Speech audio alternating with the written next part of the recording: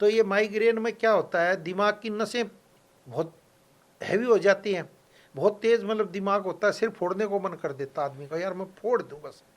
तो उसमें हम हमारे डॉक्टर 2 या 3 महीने का कोर्स कराते हैं, तो 50% आपका तो पहले महीने में ही आराम पड़ जाता है। अच्छा। फिर 70% मतलब फिर धीरे धीरे रोग खत्म हो जाता है। वैसे जो हमारे डॉक्टर जो हम मानते हैं वो 9 महीने में मतलब एक तरह से दिमाग शांत हो जाता है।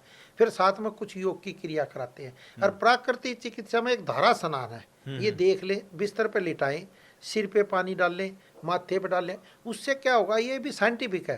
भाई आप पानी डालोगे तो खून का संचार पूरा यहाँ आएगा दिमाग में, और आप लेटे हो तो नीचे, तो फिर धीरे धीरे डालने से एक तो नींद सही आती है, जिनको माइग्रेन दर्द रहता है उसमें आराम पड़ता है। आदमी कई पूछते हैं भाई तुरंत का इलाज बताओ, कई आदमी कहते हैं तुरंत इलाज बताओ। अब तुरंत तो गोली खा के यार आदमी ठीक होता है, लेकिन वो ठीक नहीं होता, वो सुन हो जाती है, फिर दर्द हो जाएगा, जब सुनपन खत्म हो जाएगा।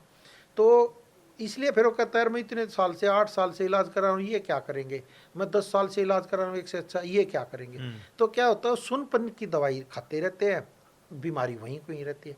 और आयुर्वेद में क्या करते हैं, उसकी जड़ से काम करके जो पेट में पड़ा मल पड़ा सड़ता रहता है, और धीरे धीरे गैस बनती है, ऊपर जाती है, और वो फिर दिमाग को घेर लेती है। तो फिर उसकी पहले तो गैस वैस को ठीक करने की दवाइयाँ देते हैं, तो इससे ठीक हो जाता है। हम प्राकृतिक चिकित्सा में भी क्या करते हैं, सीधा एनिमा लगा देते हैं शुरू में ही। एनिमा लगाने से क्या होता है, पेट एकदम साफ हो जाता है, मल सारा बाहर निकल जाता है धीरे धीरे, लेकिन उससे भी नहीं निकलता कई बार। अच्छा। हाँ, मल उससे नहीं निकलता। फिर वो जो छोटी और बड़ी आंतों में मल जब क्या होता है, तो धीरे धीरे फिर लस्सी का देते हैं, अलग अलग चीज़ का देते हैं, तो जिससे मतलब आते पूरा मजबूत हो जाए, साफ सुथरी हो जाए।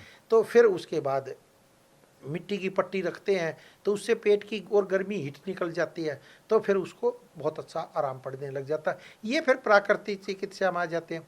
फिर योग में पवन मुक्त आसन कराते हैं, वज्रासन कराते हैं, तो फिर सर्वांगासन कराते हैं, मतलब अलग अलग फिर वो पेशेंट के अनुसार आसन कराते हैं, तो फिर उसको निरोग कर देते हैं।